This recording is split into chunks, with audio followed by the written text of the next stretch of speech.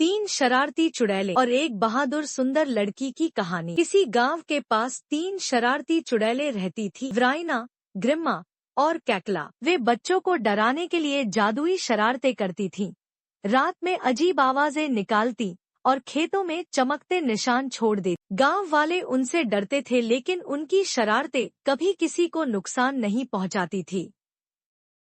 गांव में अलीना नाम की एक सुंदर लड़की रहती थी, जिसे हर कोई पसंद करता था। वह जानवरों से बात कर सकती थी और मुरझाए पौधों को भी हरा भरा कर देती थी।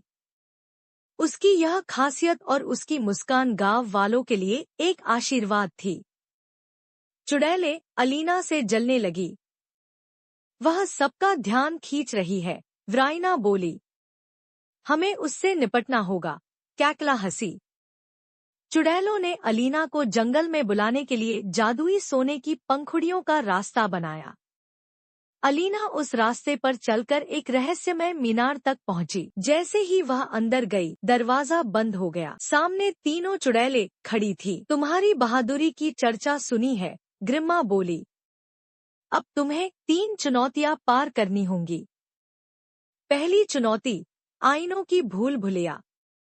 अलीना को एक ऐसे हॉल में भेजा गया जहां हर आईने में उसकी डरावनी कल्पनाएं थी, लेकिन उसने धैर्य और साहस से रास्ता खोज लिया।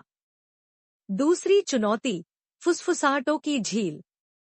झील की रहस्यमय आवाजें उसे भ्रमित करने लगी, लेकिन उसने शांति से कहा, मैं डर से नहीं, सच्चाई से दोस्ती करना चाहती हूँ।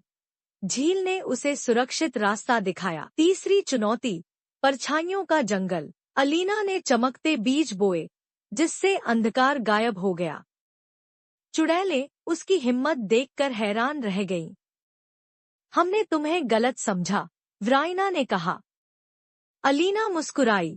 हम साथ मिलकर गांव को और खूबसूरत बना सकते हैं। उस दिन के बाद चुड़ैलें और अलीना दोस्त बन गईं और गांव खुशियों से भर गया।